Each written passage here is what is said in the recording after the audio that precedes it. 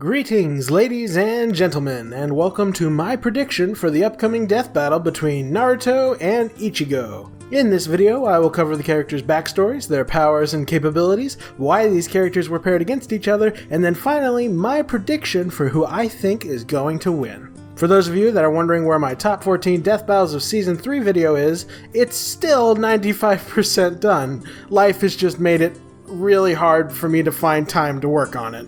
Anyway, as I established in my last prediction, I will now discuss what I was able to research for these characters. For Naruto, I covered the entirety of the manga and I watched the animated versions of all his canonical fights in the anime. I also watched the last Naruto movie since it's largely considered canon, and lastly I covered the entirety of Boruto.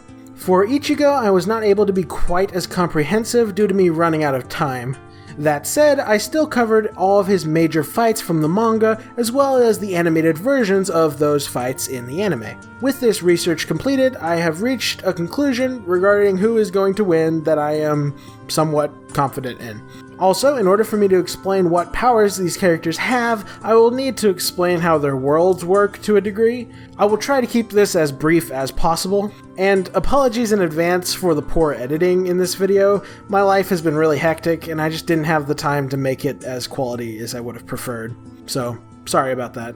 With all that said, let's get into it. First up is Naruto. In this world, there are many countries, and each country has their own ninja village. Although these ninjas are really more like ninja wizards. Sure, they're trained in the standard stuff like stealth, weaponry, and martial arts, but they're also trained to use chakra and jutsu. Chakra is a special sort of energy that each ninja has a limited pool of inside their bodies, and jutsus are pretty much magic spells that these ninjas can cast that are powered by that chakra energy. There are tons of different jutsus that can do all sorts of different things, but using a jutsu effectively requires lots of practice and skill, so most ninjas only have access to a select few jutsus that most effectively match their fighting styles. That's how ninjas work. Now let's look at some of the backstory of Naruto. A long time ago, there was this scary demon lady who was pretty much the originator of all chakra. She had a son called the Sage of Six Paths, who was pretty much the originator of all ninjutsu. Then the sage had two sons, and these two are the ones we want to focus on. Both were incredibly powerful, but for different reasons. One had all the good genes and was a natural-born genius who became powerful through his own skill and intellect. The other brother was an incompetent buffoon. Despite that, he still managed to acquire as much power as his genius brother through, I shit you not, the power of friendship. That's right, in this context, friendship is literally magic. Regardless, these two brothers were super powerful, but they eventually died. However, their souls and/or chakra would continue to reincarnate over the centuries, and the most recent incarnation of the friendship is magic brother was a boy called Naruto Uzumaki. Being the reincarnation of one of the most powerful entities to ever live meant that Naruto had an unnaturally massive pool of chakra energy at his disposal, but that's not all. You see, Naruto is something called a Jinchuriki. In this world, there are 9 titanic monsters called the Tailed Beasts. These creatures are sentient, but they don't get along all that well with people, which sucks for humanity since tailed beasts are made entirely out of chakra and are thus extremely destructive. However, the ninjas found that they could stop these creatures for a time by sealing them inside of human beings. These individuals who had tailed beasts sealed inside them came to be known as Jinchuriki. Now some Jinchuriki are boring, but the impressive ones actually managed to befriend the tailed beast sealed inside them, and by combining the skill of the ninja with the power of a tailed beast, these Jinchuriki become enormously powerful, and Naruto is one such Jinchuriki. But Naruto didn't have just any old tailed beast inside him, he had the Nine Tails, the most powerful of all tailed beasts. While Naruto and the Nine Tails didn't get along at first, they would eventually become friends out of mutual respect for one another, and upon combining their powers, they became one of the most powerful entities on the planet. To quickly touch on Naruto's personal story, growing up in the ninja Leaf Village, Naruto was treated like shit for being a Jinchuriki, so in order to force people to acknowledge him, he planned to become the Hokage, aka the leader of the village. In order to achieve this dream, Naruto ended up protecting both the Leaf Village and the entire world from all manner of threats. That's Naruto's backstory, now let's look at what he can do. Naruto is a shonen anime protagonist, so of course he has several different powers and transformations, but to make this as simple as possible, I will first cover the core jutsus that he wields, then I will cover his different transformations and how they interact with those jutsus, and lastly I will cover his base stats such as strength, speed, and so on. Alright, the first jutsu in his arsenal is called the Shadow Clone Jutsu.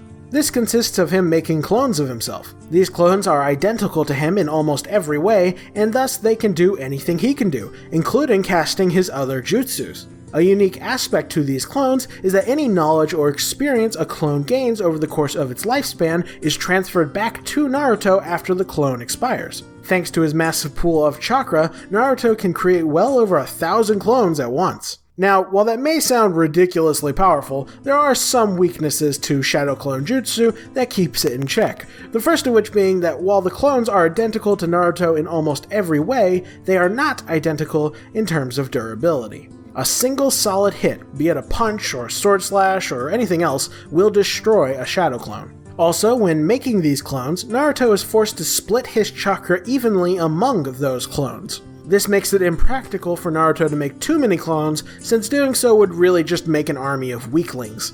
Regardless, Naruto has become quite adept at using these clones for all manner of combination attacks and techniques. Naruto's next jutsu is called Transformation Jutsu. This allows Naruto, as well as his clones, to take on the appearance of anyone or anything. He likes to use this in combination with his Shadow Clone Jutsu to trick and confuse his opponents. He has even been known to turn a bunch of his clones into a harem of naked girls in order to shock male opponents, or a harem of naked boys to shock female opponents. Next up is Naruto's primary offensive jutsu, the Rasengan. The Rasengan consists of Naruto forming a dense spinning ball of chakra energy in the palm of his hand, which he then smashes into his opponent with explosive results. When Naruto first learned this technique, it was exclusively a melee attack and it was only powerful enough to destroy a small tree. But over time, he has improved upon this technique significantly. Not only has he boosted the size and power of the Rasengan, but he has also learned how to throw it as a projectile, and quite significantly, he has learned how to infuse it with the element of wind. Doing this gives the Rasengan an extra effect that is highly deadly. Upon detonating, a wind release Rasengan releases millions of tiny chakra needles that impale enemies on a microscopic level, damaging every cell in their body, which effectively poisons their entire body. This makes it so that even if a foe is tough enough to survive the blast, they will shortly die afterwards due to all the cellular damage. And the last primary jutsu at Naruto's disposal is Summoning Jutsu. By signing a contract with an entity, ninjas can summon them forth to aid them in combat. And Naruto signed a contract with a clan of gigantic toads. By using his Summoning Jutsu, Naruto can summon forth giant sentient toads that are also trained in combat, and as such wield various weapons that they take into battle. Admittedly, Naruto has pretty much stopped using Summoning Jutsu at this point in his story due to the fact that his opponents have gotten so powerful that summoning one of the toads is, in all likelihood, just going to get them killed. Still, I thought I should bring it up. Alright, those are Naruto's core techniques. Now let's look at his different forms. First up is Sage Mode. This transformation occurs when Naruto absorbs the energy from nature in order to form chakra instead of using his internal energy. Doing so allows Naruto to become in tune with nature, and thus grant him the ability to sense the chakra of anyone within a few miles of himself. However, the main advantage of this mode is that it gives Naruto access to a new source of chakra, and by using it in conjunction with his internal chakra, Naruto can significantly boost the power of his attacks while also boosting his physical strength. The only downside to this mode is that it takes prep time to use. In order to enter Sage Mode, Naruto must sit perfectly still and focusing on gathering natural energy. Luckily, Naruto found a way to work around this using his shadow clones.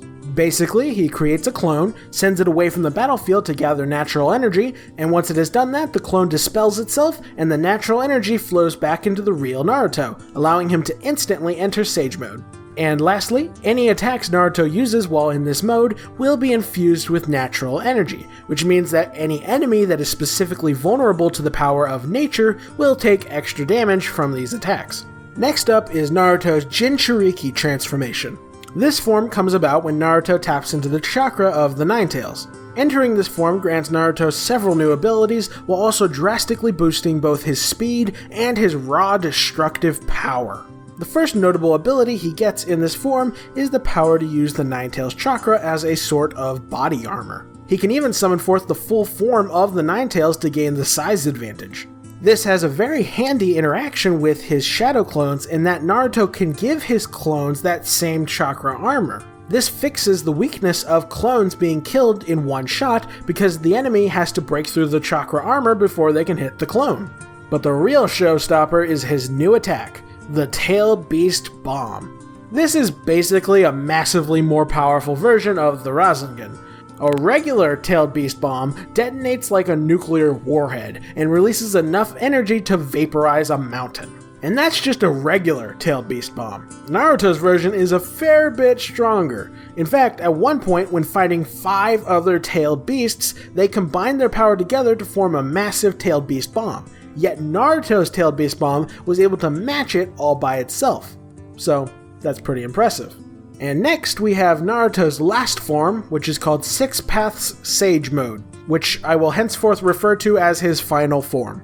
This form came about when the Sage of Six Paths, along with the 8 other tailed beasts, granted Naruto a little bit of their chakra. This form not only allows Naruto to tap into that power, but it also allows him to utilize the power of Sage Mode and Jinchuriki Mode simultaneously. As for the abilities unique to this mode, Naruto acquires 9 balls of black chakra that float behind his back, and Naruto can use that chakra for anything chakra would normally be used for, but he can also reshape these balls to form weapons such as staffs. Also, while in this mode, Naruto gains access to the power of levitation. Some unique attacks for this mode include this, in which Naruto infuses several Rasengans with the power of the different tailed beasts, which effectively includes all the different elements, or he could use his Sage powers to infuse 2 giant tailed beast bomb shurikens with the power of nature. In addition, this form greatly enhances his senses, to the point that he could detect Madara's limbo technique. The way this technique works is that Madara creates copies of himself in an alternate dimension called Limbo.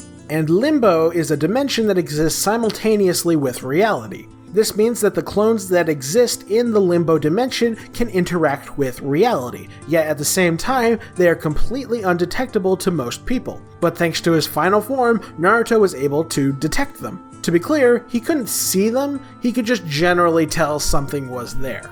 That's all of his forms, now let's look at his base stats. Unfortunately, Final Form Naruto is severely lacking in measurable feats, at least when it comes to strength and speed. It's likely that Final Form is at least a little bit stronger and faster than his other forms, but there's no way to know how much since it's never discussed or explicitly shown. As such, I can't tell you what his true maximum potential is in these categories, I can only tell you what his provable maximum potential is. Starting with strength, Naruto's best measurable strength feat happens during his Sage training. After absorbing some natural energy, Naruto was able to lift this rather large toad statue. Based off of its size and assuming it is made of granite, this statue likely weighs around 103 tons. Up next is speed. Now, Naruto's speed has always been linked to his Nine Tails chakra. As Naruto becomes faster over the course of the series, it's not because he's training to be faster, it's because he's gaining better access to the Nine Tails chakra. After doing some training to get complete control over said chakra, Naruto was forced into a test of speed by the Raikage, and the Raikage is considered by at least some people in the Naruto world to be the fastest ninja alive. In this test, Naruto was able to dodge the Raikage's fastest punch, and in doing so, Naruto moved faster than the eye could track. Unfortunately, we don't know how fast the Raikage is, as it's never stated, and the Raikage has never moved faster than the eye can track, at least as far as I'm aware. So exactly how fast Naruto is for beating him is unclear. We know he's moving at least 9,000 miles per hour, or Mach 11.7, as that is the speed needed to move too fast for the human eye. But how much faster than that he actually is, especially in his final form, is unclear. I've seen arguments online for Naruto being capable of lightning speed and even light speed, but I just don't buy it. All those arguments rely upon guesswork or debatable interpretations of feats or power scaling, and I don't trust any of that sort of stuff. Furthermore, if he really could move at lightning speed or even light speed, then someone watching him fight would have commented on it. be it a hero, a villain, a bystander, or the narrator, someone would have commented on speed of that significance. They would have at least said that his fighting was too fast to track. The most we ever get is one of the villains saying, "Oh, he's a speedy one." And that's just not enough to base any conclusions off of. I mean, to give you guys some context, faster than eyesight travel is about Mach 11.7. Light speed travel is over Mach 830,000. And I had a hard time finding a single instance of Naruto moving faster than eyesight, so saying that he can suddenly move at light speed seems like the most dubious thing in the world. I could be wrong, but I don't buy it. Next up is durability. Naruto's durability largely stems from his chakra armor, and his chakra armor is pretty sturdy. At one point, he was able to tank his own miniature tailed beast bomb being reflected back at him, and he was able to deflect multiple tailed beast bombs like they were nothing. And should Naruto take damage, the Nine Tails chakra actually gives him a pretty decent healing factor. He can heal from most wounds, but he can't recover from losing an organ or a limb.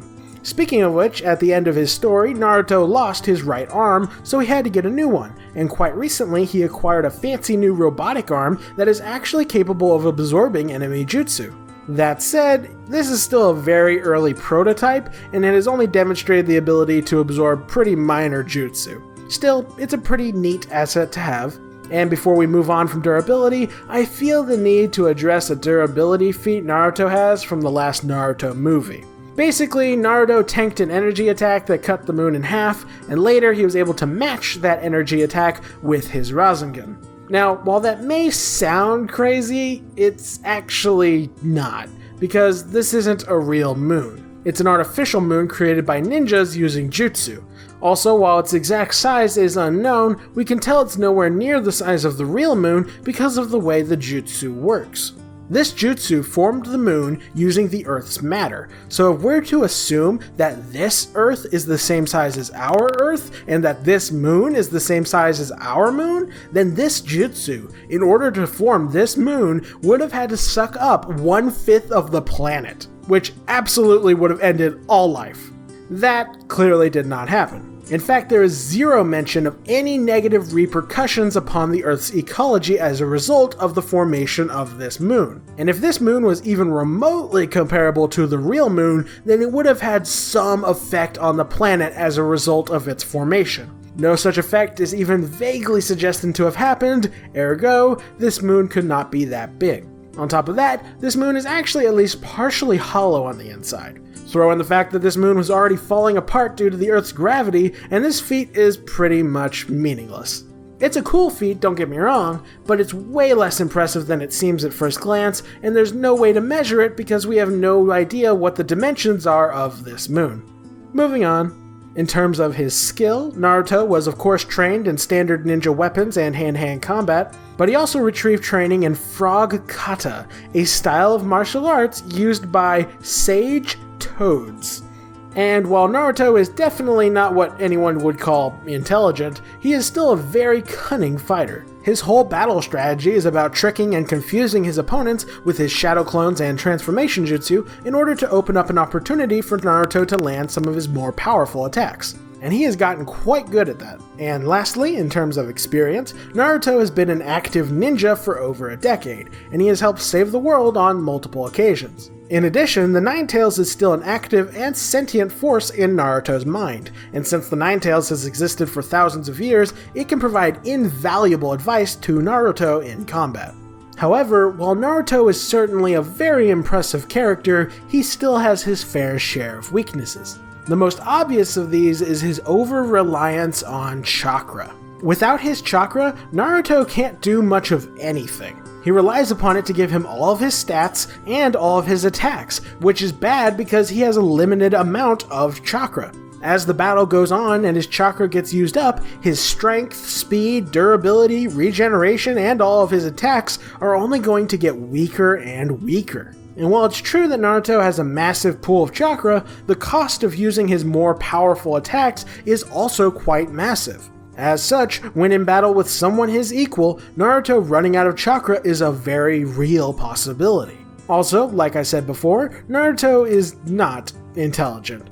He's cunning, to be sure, but he's never been a strategist, and his main battle strategy is really not that complex. Also, while Naruto's healing factor is great at repairing damage, it can't replace whole organs, which means that if you rip out his heart or blow out his brains, he will die. Also, despite being trained in the ninja art of stealth, Naruto never tries to be stealthy. And even if he were to try and use those stealth skills, it would still be less than effective because he's wearing a bright orange jumpsuit. Also, the primary element Naruto incorporates into his attacks is wind, which, according to the rules of Jutsu, has a vulnerability against fire elemental attacks. Also, while Naruto is capable of levitation, true high-speed flight is not something he can do. And lastly, Sage Mode has an inherent risk. If Naruto isn't perfectly in control of the balance of his nature energy, then he runs the risk of being turned into a toad. Permanently. And that's everything I know about Naruto. Now for Ichigo. In order to understand Ichigo, you must first understand how his world works. In this world, when a person dies, they release their soul, and usually this soul moves on to the afterlife. However, sometimes the soul stays on Earth as a ghost, because it has unfinished business, or it died tragically, or something like that. Normally these ghosts are pretty harmless, unless they go to the dark side. If a ghost is overcome by its own sorrow and pain, then it will eventually lose its heart and become a horrifying monstrosity called a hollow. Most hollows are simplistic monsters that spend their time wandering from place to place, devouring the hearts of other ghosts in order to alleviate their own pain. They are even known to attack living people if they have a strong enough spirit. And all the ghosts that lose their hearts to hollows also become hollows. This means that one hollow can quickly become many if it isn't dealt with immediately. Thankfully, there's a group of people whose job is to do just that. The Soul Reapers. Soul Reapers are spiritual entities from a place called Soul Society, which is basically the afterlife, and their job is to defeat hollows and to help ghosts move on. They do this using a special weapon called a Soul Cutter Sword. What's unique about these swords is that they are actually an extension of the Soul Reaper's soul. In other words, the Soul Reaper takes a part of their soul, turns it into a sword, and then uses it as a weapon. When a soul cutter is used on a ghost, it sends them to the afterlife, and when it's used to slay a hollow, it actually purifies them, turning them back into a regular spirit before sending them to the afterlife as well. Now's a good time to mention that all spiritual entities are made of the same spiritual substance, and the more powerful the entity, the denser their bodies become. Most ghosts are super weak, which means that they have really low density bodies, which is why ghosts can walk through walls and stuff. But more powerful entities, such as hollows and soul reapers, have far denser bodies, which allows them to interact with the physical world the same way as humans. In fact, most hollows and soul reapers are significantly more powerful than the majority of humans. Even so, soul reapers and hollows are still basically just spirits, which means humans can neither hear nor see them. Only humans who are specifically capable of seeing spirits can actually detect them. Speaking of which, there is one other significant type of entity that I should mention, and they are called Quincy. Quincy are human beings that possess incredibly powerful souls, which, like soul reapers, they use to form weapons and fight hollows. But unlike soul reapers, Quincy draw in the ambient spiritual energy from the world around them, which they then combine with their own power when fighting, whereas soul reapers exclusively use just their own soul power. Alright, that's enough world building, now let's actually look at Ichigo. Before he was even born, Ichigo was already a very unique individual. His father was a Soul Reaper and his mother was a Quincy. If that wasn't enough, Ichigo's mom was attacked by a hollow while she was pregnant with Ichigo, and the result of this was that Ichigo ended up with a piece of that hollow's power inside himself. This unique heritage would later allow Ichigo to wield Soul Reaper powers, Hollow powers, and Quincy powers. He would train to master these abilities, all with the goal of protecting his friends, his town, his planet, and eventually his universe. That's enough backstory, now let's actually look at what Ichigo can do. First off, while Ichigo has a human body, he doesn't actually take that body into battle with him. Rather, he ejects his soul from said body, and it's his soul that travels to the battlefield. In fact, many times Ichigo has left his human body to go on adventures to other dimensions, and those adventures have lasted weeks and even months. So his human body will not be playing a role in this match. Also, something of note is that all spiritual entities are capable of walking on air. They do this by walking, running, and jumping off of the spiritual energy present in the atmosphere. While this isn't technically flying, it pretty much amounts to the same thing. In addition, Ichigo has the ability to sense the presence and locations of souls for miles around. It's also worth noting that as a spirit, Ichigo's spirit body has the same organs and blood and whatnot as his human body, it's just made out of spiritual material. Anywho, for Ichigo, I will first cover his Soul Reaper powers, then his Hollow powers, then his Quincy powers, and then his crap final form, and then his actual final form. First up are his Soul Reaper powers. As a Soul Reaper, Ichigo has his own Soul Cutter sword called Zangetsu. Every Soul Cutter has a unique special ability, and Zangetsu's ability allows it to use an attack called Getsuga Tensho. Getsuga Tensho, which literally translates to Moonfang Heaven Piercer, consists of Ichigo launching a wave of destructive energy out from his sword. Alternatively, Ichigo can just hold the Getsuga Tensho on his sword in order to enhance striking power. This attack is Ichigo's bread and butter, and he has used it throughout his career. In terms of the power of the attack, it was already strong enough to destroy buildings when he first learned it, and it has only gotten more and more powerful over the course of his career. Near the later half of his series, it could even do this.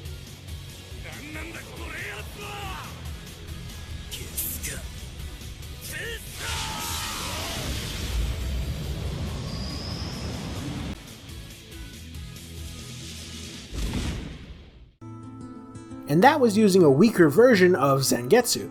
You see, Zangetsu has changed form multiple times over Ichigo's career, but its final form actually consists of two weapons. The big sword represents the part of his soul that has his Soul Reaper and Hollow powers, and the small sword represents the part of his soul that has his Quincy powers. After getting this final form of the weapon, Ichigo was not only able to fire a more powerful Getsuga Tensho, but he was also able to fire one from each sword in a cross pattern. The other main ability of his Soul Cutter is something called Bankai. When a Soul Reaper activates Bankai, their sword transforms and also grants some sort of new ability. Ichigo's Bankai is pretty simple. It's just an all-around stat buff. He gets stronger, faster, more durable, and his Getsuga Tensho is more powerful. Or at least that's what his Bankai was for his weaker swords. When he unlocked the final form of his Soul Cutter, in which it became two swords, he got a much more powerful Bankai. Unfortunately, we never get the chance to find out what it does, because he only used it once, and the guy he was fighting removed any chance for us to learn anything about it. You see, at the time, Ichigo was fighting a guy called the Quincy Emperor, who was basically the super duper scary final boss of Bleach. And what made this guy so scary was that he had stolen the power of the Almighty. This power granted the Quincy Emperor the ability to see every possible future and the ability to rewrite those futures. In other words, he could just rewrite reality. He was so OP that even when the hero succeeded in killing him stone dead, he just rewrote reality so that he was alive again. The reason I'm telling you all this is because in this battle, Ichigo busted out his brand new Super Bankai for the first time to try and combat this dude, and the Quincy Emperor instantly rewrote reality so that Ichigo's sword was broken. He states that he did so because it was actually such a powerful Bankai that it was necessary to remove it as a factor. Let that sink in.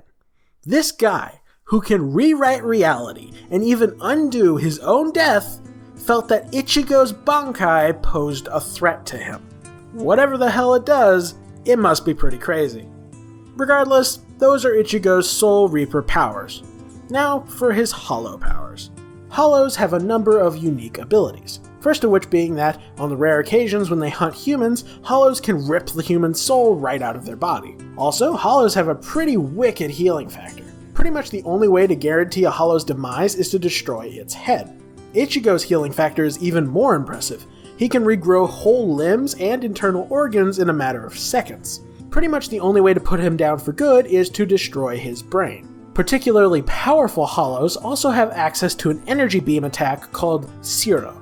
Zero's destructive potential depends upon the Hollow using it, and Ichigo's Zero is very powerful. To give you some context, Ichigo once went to a place called Hueco Mundo, which is the dimension where Hollows live. Ichigo went there to destroy a powerful organization of super Hollows called the Orankar. The Orankar were very impressive, to the point that they had unlocked a far more powerful version of the Zero laser called the Grand Ray Zero. This attack is so powerful that it warps the fabric of space when it's fired, and the Arrancar members are forbidden to use it while inside their fortress because doing so could destroy the whole place. This is pretty significant because their fortress, called Las Noches, is the size of a city. Ichigo, while fighting one of the Arrancar members, tapped into his hollow powers. The result was a beam struggle between Ichigo's Zero and the Arrancar's Grand Ray Zero. I call it a beam struggle, but it was really a one-sided slaughter, as Ichigo's attack annihilated the Arrancar's attack. So, in summary, Ichigo's Zero easily annihilated a Grand Ray Zero in a direct clash, and the Grand Ray Zero was powerful enough to warp space and destroy a city. And that was just his regular Zero.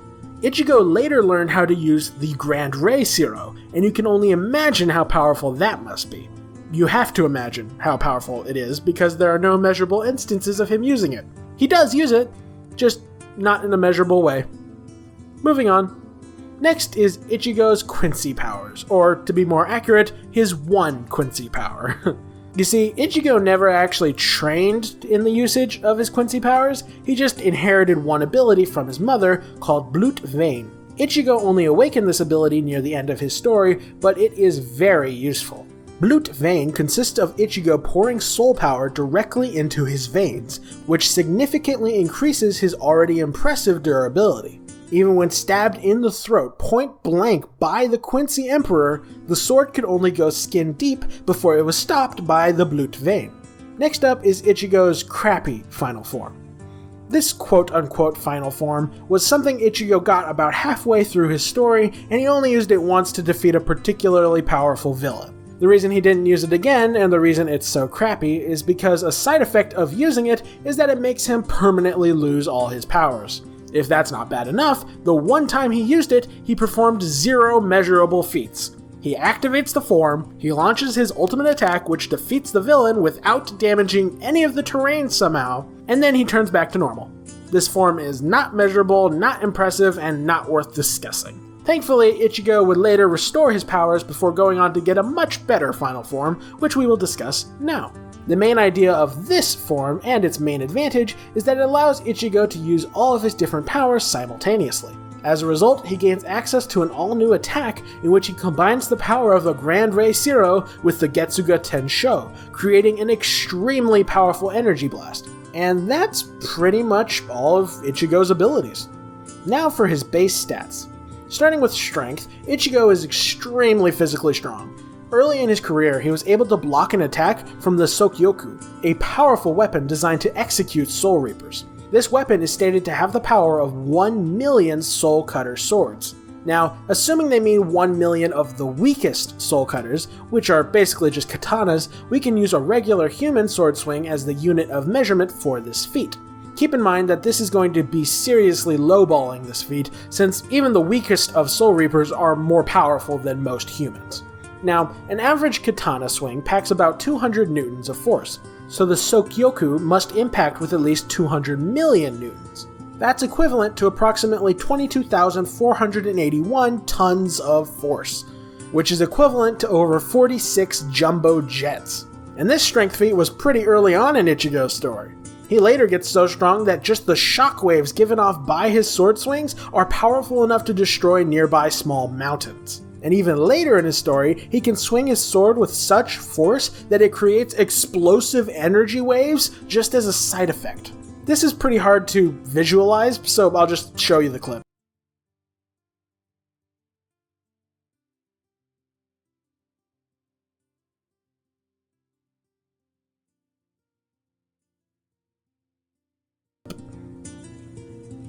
In terms of speed, Ichigo is very fast. At the beginning of his first major story arc, Ichigo was confronted by a Soul Reaper captain called Byakuya, and this guy's whole shtick is that he can move really fast. In this confrontation, while Ichigo was looking directly at him, Byakuya was able to move 30 feet and stab Ichigo twice before Ichigo had even realized he moved. In other words, he moved faster than the eye could track. Yet by the end of that same story arc, when Ichigo and Byakuya had a rematch, Ichigo was too fast for Byakuya to keep up with. In fact, Ichigo was moving so fast that he appeared to be in a dozen places at once. Furthermore, in their battle, Byakuya used his Bankai on Ichigo, and this Bankai consists of Byakuya forming countless tiny blades, each one too small to see, which he then remotely controls and sends after his enemies at high speeds. While the exact number of blades created by this technique is unknown, it is hinted that they number in the billions. The reason that this is a speed feat is because, at one point, Ichigo was attacked from all sides by these tiny blades, and he deflected all of them with just his sword. And this was pretty early on in Ichigo's story. He got far faster later on. How much faster? Well, he became fast enough to appear in dozens of places at once. In addition, Ichigo has constantly grown in terms of speed in order to match his opponents. The basic formula for Bleach is that at the start of the story arc, Ichigo will get his ass beat by someone too fast for him to deal with, and by the end of that arc, it will be Ichigo who's too fast for that opponent to deal with. In other words, Ichigo started off as too fast for the eye to see, then he became too fast for the super eyes to see, and then he became too fast for the super duper eyes to see. So, he's pretty fast. In terms of durability, Ichigo tanked quite a bit. He was able to endure the aforementioned Sokyoku, and even the mountain-destroying shockwaves given off by his own attacks have no effect on him. When fighting Byakuya, Ichigo was able to tank a direct hit from the billions of blades and still get back up. He was even able to block this energy spear attack with his bare hand, which is pretty crazy considering the exact same attack earlier did this when it was used. And so you understand the scale, the building you see there is Las Noches, aka the fortress the size of a city. Also, I feel the need to address a durability feat I've seen bandied about. The way the feat goes is that Ichigo was trapped inside an extremely high-level Soul Reaper spell, which was so powerful that it warped the fabric of space and time. And the argument for this feat is that since it warped space and time, and black holes also warp space and time, then this spell must have the same properties as a black hole. There are so many things wrong with this argument, but the big one is that it is a fictional magic ghost spell. You can't pick random physics to apply to it just because you feel like it. When something is pure fiction, the only rules that apply to it are the rules they set for it in-universe. If we apply any extra rules that we happen to fancy, we're literally just making fan fiction. At no point do they even vaguely suggest that this spell has the properties of a black hole, which means that it does not have the properties of a black hole. Moving on. In terms of skill, Ichigo has been training in hand-to-hand combat for over a decade, and he's been a practicing swordsman for a few years. Ichigo is also a very quick learner. With only a few months of training, he was skilled enough to best some of the greatest swordsmen in the world. And while Ichigo is far from a genius, he is still a very competent and capable fighter who is more than willing to adapt to his opponent's strategy if need be. In terms of mobility, thanks to Ichigo's raw speed and his ability to walk on air, there are few places his opponents can go that he cannot follow. But for all his impressiveness, Ichigo has his fair share of weaknesses. First off, he is very lacking in versatility. He can either chop them up with a sword or he can blow them up with a laser, and that is it. Also, Ichigo is definitely no strategist. When he wins a match, it's through his base stats or his skill, but it is never because of any fancy strategy. Also, while Ichigo's healing factor is very impressive, it cannot repair his brain should it be destroyed. Also, Ichigo has only been an active fighter for about 2 years, which means his total combat experience is not that much. And that's just about everything I know about these characters. Before I get to my prediction, here's their similarities. 1. Both are shonen anime protagonists. 2. Both have enhanced physical bodies, several different forms, can detect the life force of others, and are capable of launching energy attacks. 3. Both have powers they were born with, as well as powers they have earned. 4. Both were hated by their respective societies and grew tough because of it. 5. Both rely upon a combination of physical and spiritual power. 6. Both have powerful evil sides that they later learn to control. 7. Both have saved the world. 8. Both ended their series by defeating master manipulators who had been pulling the strings for centuries. 9. Neither are considered particularly smart, yet both have massive amounts of tenacity and willpower. 10. Both lost at least one of their parents when they were young due to a supernatural monster attacking. 11. Both have final forms that incorporate aspects of all of their previous forms. And 12. Both of their animes have grotesque quantities of filler. Seriously, Bleach is 45% filler and Naruto is 43%. What the hell? Alright, that's it for similarities. time for my prediction. I think the winner of this death battle will be Naruto. I'm not gonna lie, I was originally going to pick Ichigo, but at the last minute I changed my mind. And the reason for that is that I really want Ichigo to win. Partially because I just enjoy Bleach more than Naruto, but mainly because I have wanted to see Naruto die in a death battle for ages. Ever since the Naruto fanboys freaked out over the results of Gaara vs. Toph, I have been longing for the opportunity to see Naruto die in a death battle. When I thought Naruto was gonna fight Luffy, I was preparing arguments for why Luffy would win. And once it was revealed that he was fighting Ichigo, I immediately began preparing arguments for why Ichigo would win. Which is a big part of why I ended up switching my prediction to Naruto. Thing is, I honestly believe that this is a very close match with a slight edge in favor of Ichigo. But two things convinced me to vote against that belief. First was the realization that I was incredibly biased against Naruto. And second was the realization that while I believe that Ichigo can match Naruto in power, I can't prove it beyond a shadow of a doubt, because the majority of Ichigo's final feats are not measurable. And when push comes to shove, if a claim isn't provable, then it's not going to mean much to death battle. Anywho, let's look at the stats. As we can see, Ichigo is clearly in the lead in terms of strength and speed and regeneration, but Naruto pulls out ahead in terms of raw power and durability. Also, while there's not enough room for it, Naruto's durability is augmented by his shadow clones, because by making shadow clones, he's making it more difficult for Ichigo to land any permanent damage on the real Naruto. And another thing working in Naruto's favor is the unique nature of his wind elemental Razengans. While I'm sure that Ichigo could tank the explosive aspect of it, I'm less confident in his ability to survive the countless chakra needles released by this attack, especially if those needles hit his head. So, as you can see, this is far from clear cut, so we must move on to secondary. In terms of skill, Naruto is quite adept in a number of different categories, but at the same time, Ichigo is more specialized in close quarters combat. This means that Ichigo likely has the advantage at close range, whereas Naruto likely has the advantage at mid and long range.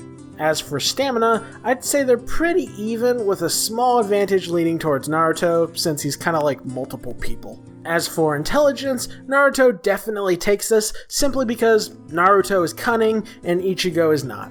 Naruto also takes versatility, due to him having the more expansive and adaptable arsenal, but mobility ends up in Ichigo's favor. His greater speed, when combined with his walking on air, gives him the edge over Naruto, because levitation is a very new ability to Naruto, whereas Ichigo has been flying since the beginning of his story. And thus we see the advantages start to pile up for Naruto. I think he has enough skill, intelligence, versatility, and raw power to put Ichigo down. As such, I am 50% confident that Naruto is going to win this death battle. Before I wrap this up, I will quickly do my Devil's Advocate section, in which I describe how I could see Ichigo winning. There are plenty of things working in Ichigo's favor. His invisibility, superior speed, mobility, and regeneration make it extremely difficult for Naruto to land any permanent damage on it. And while I'm sure Naruto can sense Ichigo's general presence, I'm also sure that he can't specifically see his exact movements or location at any given time. And while Ichigo's destructive potential may not be as great as Naruto's, his superior speed makes up for it. After all, even if his strongest hit isn't as powerful as Naruto's, if Ichigo manages to land 10 of those attacks every time Naruto lands 1, then that's still going to end up in Ichigo's favor. And Ichigo's Soul Cutter Sword is the perfect weapon to counter Naruto with, since Naruto is incapable of restoring limbs that are cut off. And Ichigo surviving Byakuya's Bankai, which is very similar to Naruto's Rasen Shuriken, could be interpreted as evidence of his ability to handle just such an attack, especially considering that when Ichigo accomplished this feat, it was still pretty early on in his story, so by the time he reaches his full potential, it is quite feasible that he could handle something operating on the scale of the Rasen Shuriken. Plus, the way spirits work in Bleach is that their bodies become more dense the more powerful they become, so it's entirely possible that Ichigo's body is too dense for the chakra needles to penetrate. And even if they still can, Ichigo's Blut vein would likely give his organs at least some protection. And then there's the matter of Ichigo's ghost hacks. As a hollow, he is quite capable of removing Naruto's soul, which could be a tremendous help in a death battle. Furthermore, Ichigo may even be able to remove the Nine Tails, which would be very bad for Naruto since Jinchuriki, who are separated from their tailed beasts, die almost instantly. And last but not least, there's the matter of the scale upon which their final bosses operated on. Ichigo went up against the Quincy Emperor, and Naruto went up against the Scary Demon Lady. Ichigo's foe and his subsequent victory over that foe is more impressive than Naruto's in two separate ways. First off, the Quincy Emperor was just a way bigger deal than the Scary Demon Lady. The Demon Lady, if left unattended, would have conquered the Earth, whereas the Quincy Emperor, if left unattended, would have ruined all of reality.